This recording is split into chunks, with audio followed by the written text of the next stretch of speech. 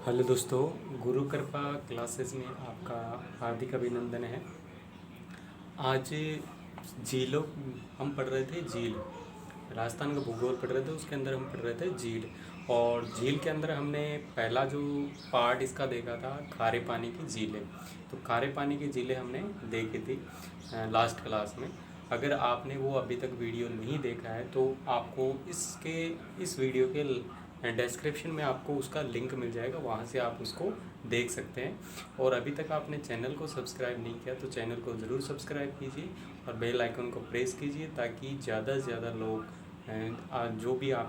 जो भी वीडियो नया डले आपके नोटिफिकेशन में तुरंत मिल जाए। ठीक है, तो आज का टॉपिक है जो है वो है हमारा मीठे पानी की झीलें। क्या है? मीठे पानी की झीलें। तो मीठे पानी की झीलों के बारे में बात करते हैं। सबसे पहला है जयसमंद झील। कौन सा है? जयसमंद झील।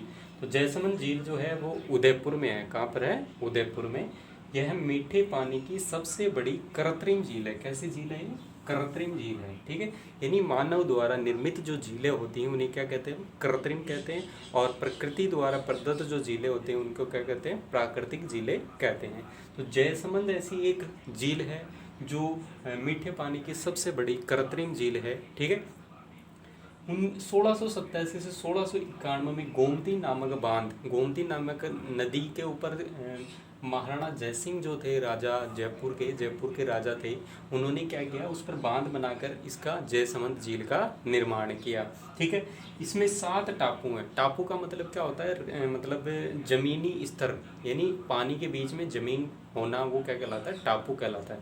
तो इसमें 7 टापू हैं, जिसमें बाबा का भागड़ा और प्यारी टापू मुख्य हैं। 2 मुख्य टापू हैं। तो कई बार पिछले 2-3 साल पहले क्वेश्चन आया था कि जयसमंद झील में 2 मुख्य टापुओं के नाम क्या क्या हैं। तो वहाँ पर ऑप्शन था बाबा का भाखड़ा और प्यारी टापू। ठीक है, और 2-4 और ऑप्शन थे। ठीक है, तो मुख्य टापू की अगर बात करें तो बाबा का भाखड़ा और प्यारी टापू है। तो ये एक तरह से इम्पोर्टेंट क्वेश्चन है। कैसा है? इम्पोर्टेंट क्वेश्चन है। एक ये इम्पोर्टेंट क्वेश्चन है कि सबसे बड़ी कृत्रिम झील कौन सी है, तो वो भी एक इम्पोर्टेंट क्वेश्चन भी गिना जाता है। बाबा का बागड़ा टापू पर आइलैंड रिसोर्ट होटल स्थित है, क्योंकि जमीनी स्तर है तो वहाँ पर क्या होगा? होटल स्थित है। ठीक है, फिर अगला सेकंड जो आता है हमारा राजसमंद झील, जो कि राजसमंद में है। कहाँ पर है? राजसमंद में। जयसमंद झील कहाँ पर है? उदयपुर में। ठीक है, और राजसमंद झील कहाँ पर है? राजसमंद जिले में। इस झील का निर्माण 1662 ईस्वी में महाराणा जयसिंह ने छोटी गोमती नदी पर बांध बनाकर किया था। ठीक है, तो ये भी क्या है? कृत्रिम झील हो गई। ये भी बांध बनाकर क्या किया गया? पानी को रोका गया और उससे झील बनाई गई थी। झील का उत्तरी भाग नौ चौकी कहलाता है। उत्तरी भाग को क्या कहते हैं? नौ चौकी। ठीक है, तो वहाँ पर क्या बनाई हुई? 9 चौकियाँ बनाई हुई, इसीलिए क्या करते हैं? थोड़ा सा उठा हुआ भाग भी है वो, और इसीलिए क्या कहते हैं? उसको 9 चौकी भाग कहते हैं। ठीक है, तो आगे हम बात करते हैं तीसरी नदी के बारे में। ठीक है, तीसरी जो झील है उसके बारे में हम बात करेंगे आगे। ठीक है, अब हम बात करते हैं उसी के अंदर जहाँ 25 शिलालेख पर लिखित। 25 शिलालेख क्या होते हैं? जो मतलब खंबे टाइप में होते हैं, उसके ऊपर क्या होता है? वो मुद्रित होता है। क्या होता है? शिला यानी क्या होती है? चट्टान टाइप में उनको बना रखा है, और उस पर क्या लिखा हुआ? राज प्रशस्ति मेवाड़ का इतिहास लिखा हुआ उस पर। ठीक है, तो पहले क्या होता था? कॉपी किताबों इनमें नहीं लिखते थे। क्या होता है? पत्थरों पे इतिहास लिखा जाता था। ठीक है, इस झील के किनारे घेवर यानी गेवरी माता का मंदिर है। कौन सी? गेवरी या गेवर माता का मंदिर है। एवं दयाल शाह का किला भी स्थित है। दयाल शाह का किला भी यहाँ पर स्थित है। उसके बाद में हम बात करते हैं तीसरी जो झील है, पिछोला झील। बहुत ही प्रसिद्ध झील है जो उदयपुर के अंदर है। पिछोला झील। ठीक है, राणा लाखा के शासनकाल में एक बंजारे द्वारा निर्मित है। तो ये भी क्या है? एक बंजारे द्वारा निर्मित की गई है, और इसे भी क्या बोलेंगे हम? कृत्रिम झील की श्रेणी में लेंगे। ठीक है, लेकिन सबसे बड़ी कृत्रिम झील कौन सी है? जयसमंद है। ठीक है, तो बंजारे द्वारा क्या किया गया? इसको बनाया गया है। इस झील में 2 टापुओं पर जगनिवास और जगमहल स्थित हैं। वहाँ पर 2 महल भी स्थित हैं। कहाँ पर? टापुओं के ऊपर। एक तो जगनिवास महल स्थित है और एक कौन सा है? जगमहल स्थित है। उसके बाद में जग मंदिर में शाहजहां ने, जग मंदिर जो था, शाहजहां ने अपने पिता के विरुद्ध विद्रोह कर शरण ली थी। कहाँ पर? जग मंदिर में। ठीक है। जग निवास में लेक पैलेस होटल स्थित है। तो होटल, लेक पैलेस होटल कहाँ स्थित है? जग निवास जो हमारा एक महल है वहाँ पर क्या, उसको क्या बना दिया गया है? होटल बना दिया गया है। तो वो टूरिस्ट जो भी आता है, टूरिस्ट वहाँ ठहरता है। ठीक है। उसके बाद में इसके किनारे नटनी का चबूतरा स्थित है। इसके किनारे पर क्या है? नटनी का चबूतरा भी स्थित है। तो इस प्रकार से ये 3 हमारी झीलें हो गई, और आगे हम चौथी झील के बारे में बात करते हैं। अगले हम बात करते हैं जो चौथी जो झील है वो है फतेह सागर झील। चौथी झील का नाम क्या है? फतेह सागर झील, जो कहाँ पर है? उदयपुर में है। ठीक है। फतेह सागर झील, जिसे एफएस एरिया भी बोलते हैं। क्या बोलते हैं? एफएस एरिया भी बोला जाता है उदयपुर में। उदयपुर में ही लगभग क्या होता है? बहुत सारी झीलें हैं, इसीलिए उदयपुर को झीलों की नगरी भी बोला जाता है। ये कई बार क्वेश्चन भी आता है। ठीक है। इसका निर्माण जयसिंह ने और पुनर्निर्माण फतेह सिंह ने करवाया था। निर्माण किसने करवाया था? राजा जयसिंह ने। और पुनर्निर्माण यानी दोबारा से उसकी मरम्मत जो करवाई थी वो किसने करवाई थी? फतेह सिंह ने करवाई थी। उसके बाद में कनौट बांध नाम से प्रसिद्ध यह है स्वरूप सागर द्वारा पिछोला झील से जुड़ी हुई है। स्वरूप सागर से किससे जुड़ी हुई है? कनौट बांध के नाम से जुड़ी हुई है, स्वरूप सागर से। ठीक है। इसके किनारे मोती मगरी स्थित है। तो ये कई बार क्वेश्चन आ जाता है कि मोती मगरी कौन सी झील के किनारे स्थित है, तो इम्पोर्टेंट है ये। तो मोती मगरी कहाँ पर है? ये पिछोला झील के किनारे स्थित है। इस झील के एक टापू पर नेहरू उद्यान, नेहरू उद्यान क्या मतलब जो बगीचा वगैरह है वो स्थित है, तथा दूसरे पर सौर वेधशाला है। दूसरे पर क्या स्थित है? सौर वेधशाला। अगला 5वीं झील की बात करते हैं, पुष्कर झील। इसका तो नाम आप लोगों ने सुना होगा दोस्तों। ये बहुत ही प्रसिद्ध झील है, बहुत ही मतलब विदेशों से पर्यटक आते हैं इसको देखने के लिए। और ये झील कहाँ पर है? अजमेर में स्थित है। कहाँ पर स्थित है? अजमेर में स्थित है। इसकी खास इस पे क्या है? 52 घाट हैं। इस झील के ऊपर क्या है? 52 घाट हैं। और एक जो घाट है 52 घाट इस पे स्थित हैं। ठीक है। और राज्य की सबसे पवित्र झील है, पवित्र झील में मानी जाती है, राजस्थान की सबसे पवित्र झील में मानी जाती है। यहाँ पर लोग दूर दूर से आते हैं स्नान करने के लिए। ठीक है। और इसी के किनारे पर एक ब्रह्मा जी का मंदिर है जो प्रसिद्ध मंदिर है।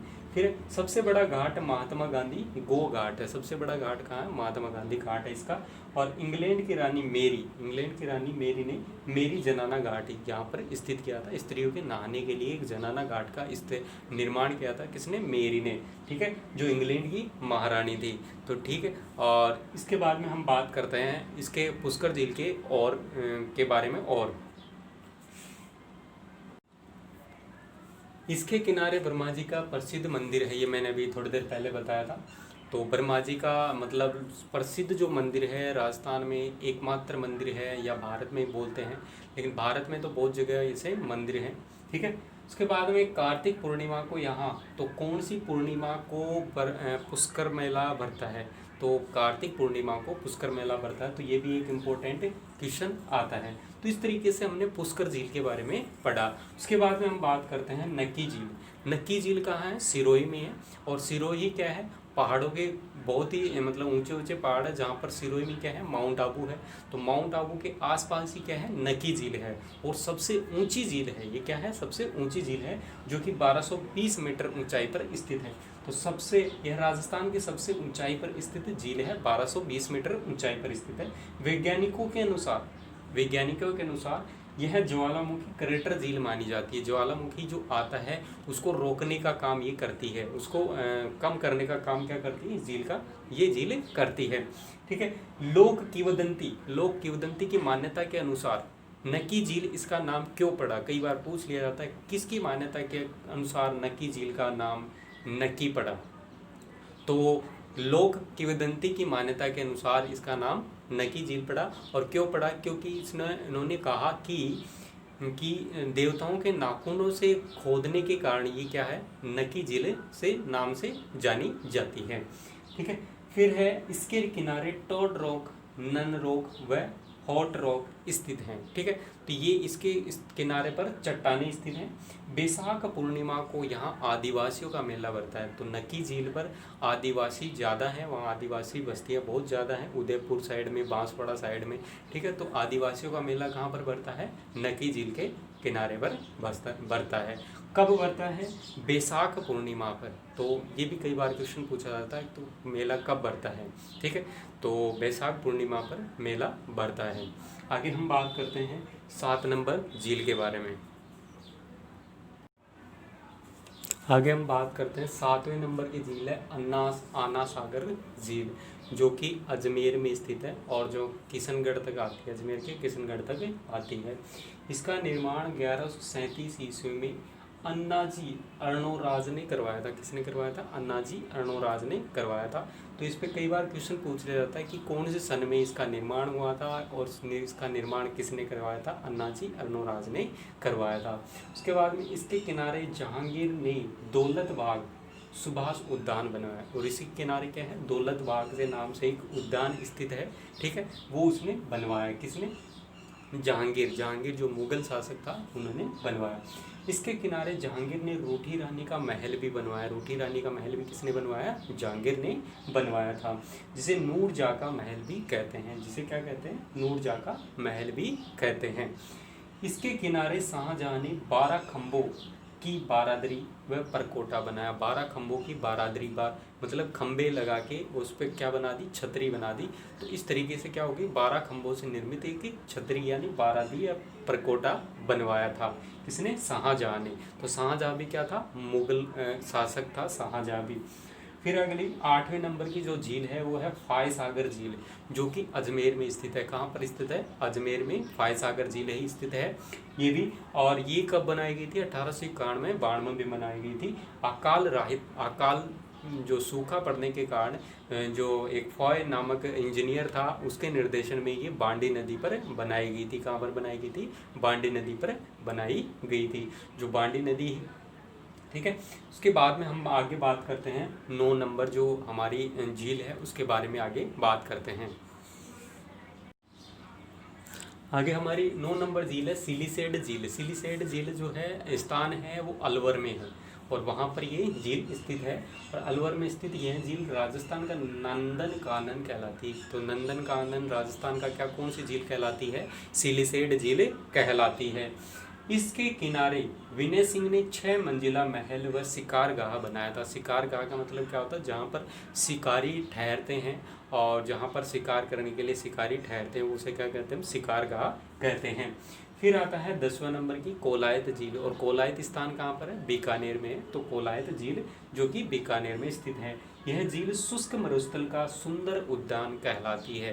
ठीक है, तो शुष्क मरुस्थल बीकानेर में क्या है? मरुस्थल है, और वहाँ के लिए ये क्या कहलाती है? शुष्क मरुस्थल का सुंदर उद्यान कहलाती है। कार्तिक पूर्णिमा को कपिल मुनि ने मेले में दीपदान की परंपरा स्थापित की थी। तो कपिल मुनि ने कार्तिक पूर्णिमा पर यहाँ पर दीपदान की परंपरा स्थापित की थी। उसके बाद में 11वें नंबर की जो झील है वो है नौलखा झील। तो नवलखा झील है बूंदी के तारागढ़ की तलहटी में राजा उमेद सिंह द्वारा निर्मित है। तो यह कहाँ पर स्थित है?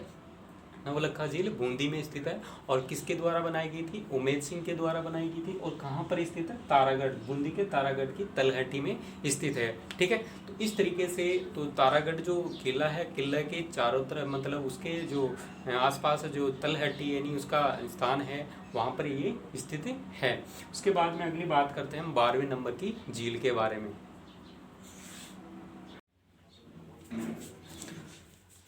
गेव सागर अगली है। गेव सागर झील डूंगरपुर में स्थित है, और डूंगरपुर में महारावल गोपीनाथ द्वारा ये बनाई गई है। इसमें बादल महल स्थित है। कहाँ क्या स्थित है? इसमें बादल महल स्थित है। इसके किनारे उदय विलास महल, राजेश्वर मंदिर व विवेकानंद स्मारक भी स्थित है। तो क्या है? उदय विलास महल स्थित है, और राजेश्वर मंदिर स्थित है, और विवेकानंद स्मारक स्थित है। फिर अगली है 13 नंबर बालसमुंद झील। बालसमुंद झील कहाँ है? जोधपुर में स्थित है। ठीक है, और जोधपुर को किस नगरी से नाम से जानते हैं? सूर्य नगरी के नाम से भी जाना जाता है। तो जोधपुर में बालक राव प्रतिहार द्वारा ये बनाई गई थी और इसके किनारे सूर सिंह ने बाराहदरी व जनाना बाग बनाया। ठीक है, तो ये जनाना बाग और सूरश्री ने क्या बनाया, बारादरी और जनाना बाग बनवाया। फिर अगली ये लास्ट जो है 14 नंबर की कायलाना झील कहाँ है, जोधपुर में है और सर प्रताप ने इसका निर्माण करवाया था। और इसी के किनारे क्या है, माचिया पार्क मर्गवन क्या होता है, जो हिरणों का जो वन होता है, जो पार्क होता है वो स्थित है। तो इस प्रकार से हमने क्या किया, मीठे पानी की झीलों के बारे में आज देखा है। अगर आपने खारे पानी की झीलें जो वीडियो है वो अभी तक आपने नहीं देखा है तो इस वीडियो के डिस्क्रिप्शन में आपको उसका लिंक मिल जाएगा, वहाँ से आप उसको देख सकते हैं। और ये हमारी झीलें होगी, खारे पानी की झीलें और मीठे पानी की झीलों के बारे में हमने डिस्कस किया। और अभी तक आपने चैनल को सब्सक्राइब नहीं किया है तो चैनल को ज़रूर सब्सक्राइब कीजिए और बेल आइकन को प्रेस कीजिए ताकि ज़्यादा से ज़्यादा और शेयर करना ना भूलें ताकि ज़्यादा से ज़्यादा जो दोस्त है वो अच्छी तरीके से राजस्थान जीके की तैयारी कर सके। तो आज के लिए इतना ही दोस्तों, थैंक यू। आप इसी तरीके से चैनल पे बने रहिए। Thank you.